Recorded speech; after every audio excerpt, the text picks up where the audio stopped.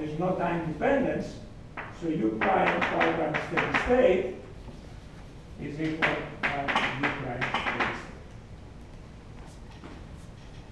The process gain is defined how much the input, how much the measured output changes per unit change of input.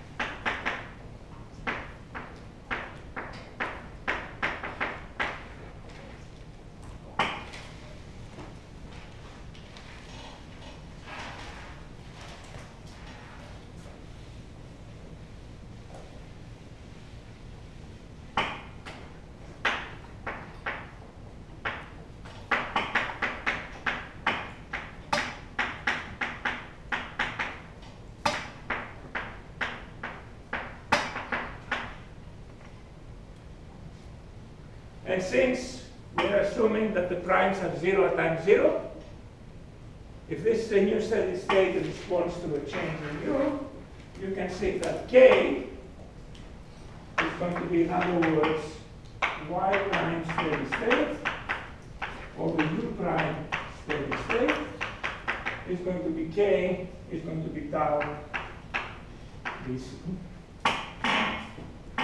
We don't use parameters bc. We replace them by k over tau. So you can see from here that the parameter bc is k over tau. Felix. What is k? The process gain is how much the output changes the unit state of input. Or equivalently, change in output over change in input.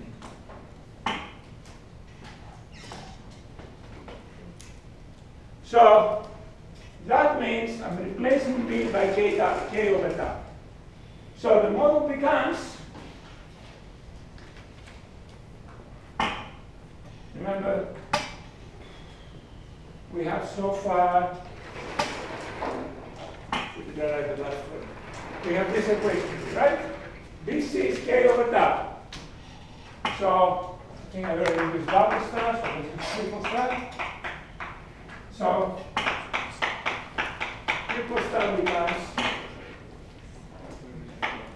that tau y prime dot, and I'm dropping now of time, well, plus y prime of tau equals tau times k over tau u prime delayed.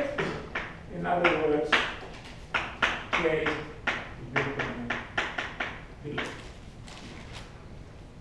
So this is the time version of the first order plus time delay model. This is a first order differential equation. And use standard parameters tau, okay, k, and the delay. It has three parameters, tau, k, and d. What about the GU? GU, in terms of normal notation now, we saw GU was CB over S minus A e to the minus ds.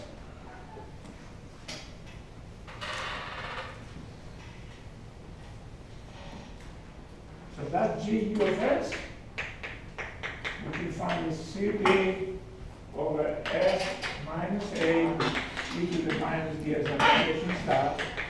Replacing the parameter, what is CB? K over tau. So that's k over tau. What is minus A?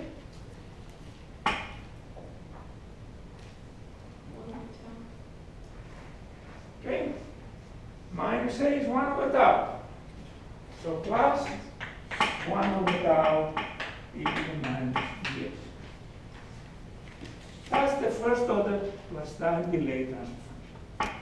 Single pole, time delay, and the exponent, we normally see it is to multiply both numerator and denominator by a tau. So you can write k tau s plus 1 equal to minus 6.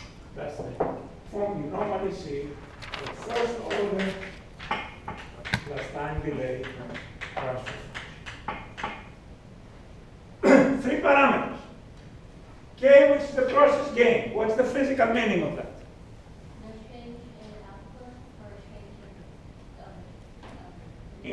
variable? As Mika said, change in output, but change in input at steady state. That's the process gain. So very quickly, I increase the flow rate of the coolant by 3, and the temperature drops by 7. What's K? It's going to be minus 7 over 3. Temperature dropped by 7, so change in Y is minus 7. I increase the input by 3, so change in input is 3. K is minus 7 over 3. I did the response curve. I got a response curve. Let's say flow rate, let's say temperature of inlet increased by 5 degrees C, and this is the temperature of the reactor, and it went from 300 to 302.3. What is K? Divide the new by the old or old by the new? 2.3 over 5, exactly. Change in the output over change in the input. As you will see when you get back your exams, at least pen and paper, particularly not differentiation errors. Differentiation errors are not algebra errors. I take points off for differentiation errors, definitely. But normally I don't take points off for algebra. There will be a huge exception. If you mess up the sign of K, I will give basically no partial credit.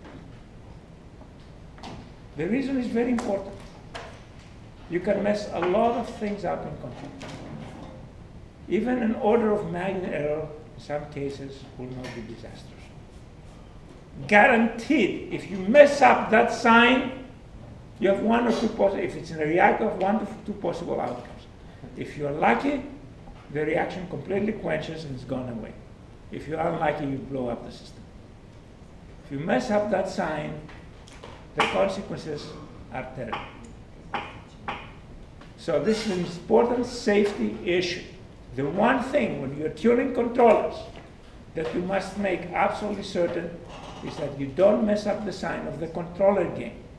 And for open loop stable systems, and almost every system you're going to be tuning is going to be open loop stable, the sign of the controller gain has to be the same as the sign of the process gain. So if you're messing up the sign of the process gain, you're messing up the sign of the controller gain. And this has terrible consequences. It's guaranteed instability. Guaranteed. Okay? So this is the one. You always make the mental test. If input and output move in the same direction, the process gain is positive. If they move in opposite directions, it's negative. Flow rate of coolant, temperature of reactor, what should it be? Negative. If you increase flow rate of coolant, the temperature of the reactor goes down. Temperature of coolant, temperature of reactor.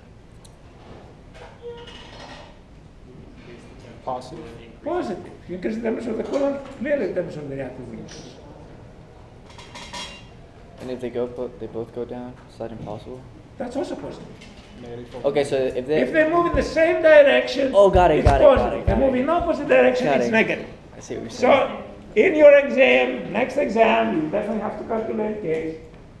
Make absolutely sure you do the mental check. Is input and output moving in the same direction? If yes, positive.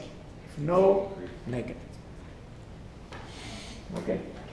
So we have three parameters in our transfer function in the standard formula.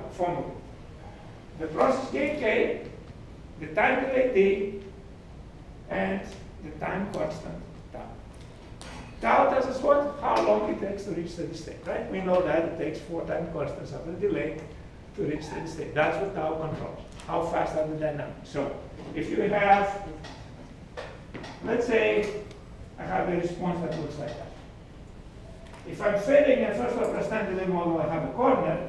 If my tau is too small, too large, it takes longer to reach steady state than this guy. A too large a tau would have a response like that. A too small a tau would reach steady state faster than the actual system. Too small a tau would be something like that, reaching steady state a lot faster. Tau too small, tau too big.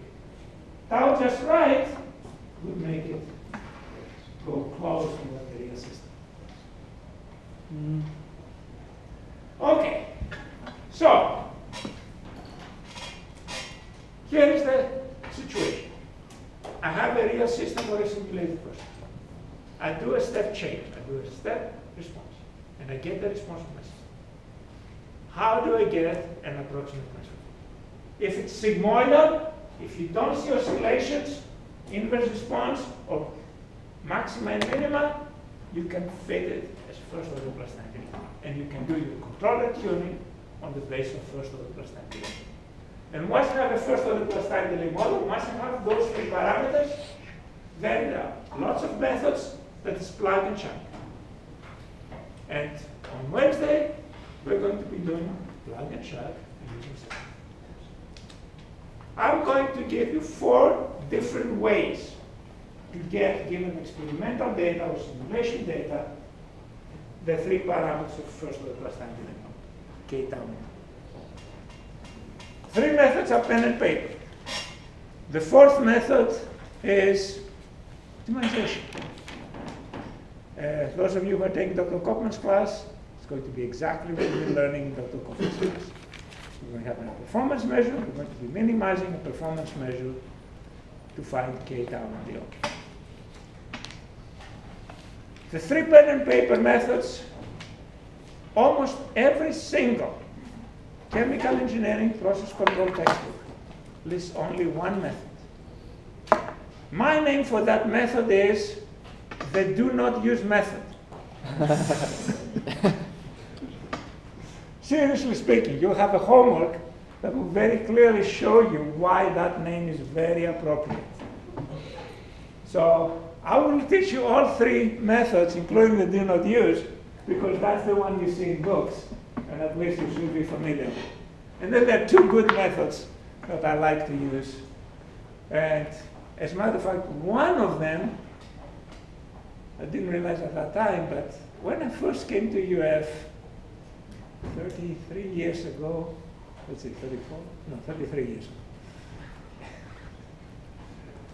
Exxon, it wasn't ExxonMobil then, held a workshop on process control. And they invited people who would be teaching process control to the workshop. And they took us through how they are doing controller tuning. And the 3rd method has the Exxon method as a special subcase. So it's a whole family of methods. There is one textbook that lists all 3 methods. Doesn't call the do not use method, but it lists the 2 good methods along with it. That's the Smith-Corripio textbook. Okay, so there is one textbook that has all 3 methods. But every other textbook, including my ex-advisor Stephanopoulos, Dr. Chrysalis' ex-advisors, the most recent article on control tuning and chemical engineering education, etc., they use the do not use method. So if I ever write a paper for chemical education, it will be on control tuning and on those methods. All right. So let's talk about methods for getting the k tau and d from independent. So let's summarize what we have learned so far. We have learned that the first order plus time delay model has transfer function, first order plus time delay, has transfer function, and this is if the input is manipulated, if the input disturbance will be the same, replacing the input disturbance.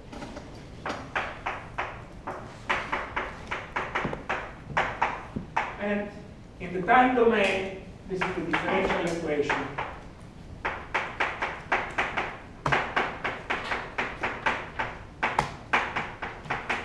That's it. Okay? And the issue is, I do an experiment. And I change the manipulated input, and let's say I make a change W, and the change happens at time t naught. And I get a response. So this is what U is doing. I forgot to bring a color chart and I made it myself. But yeah, make squiggly line. Output is something. Let's see. So this is the Y response, and here is the U response. So I have an experimental response of the system given a step change in the manipulator. How do I find the appropriate parameters k, tau, and fitting the first order plus time delay model is finding good values for k, tau, and. Well, what I need to do is, first of all, calculate, according to this transfer function, what would be the response if my input does this. And then use some logic to make the response that I get from the model match the experimental response. What I want to do is, here's my experimental response. So here's the experiment. And the model gives me a response like that. I would like the model to be close to the experiment. Make sense?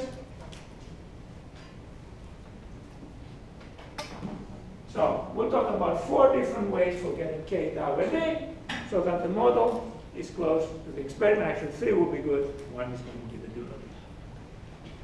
So how can I proceed? Well, the very first thing I need to find out is what the model gives me. Given a k, tau, and d, what does the model give me? How am I going to find that? I'll just calculate y prime, or y prime of t for this model. So I need to calculate the response of the first order plus time delay system to a step change.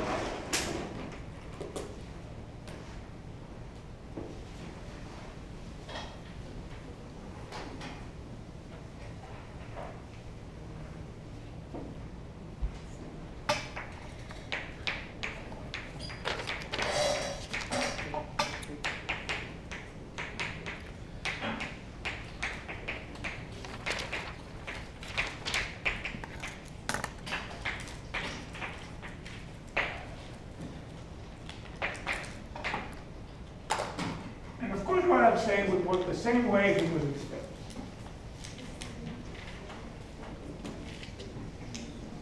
So what I'm talking about is U changes from the nominal value at some time t naught to a new value. Let's call the new value U naught plus delta U. In other words, the change in U, let it be delta.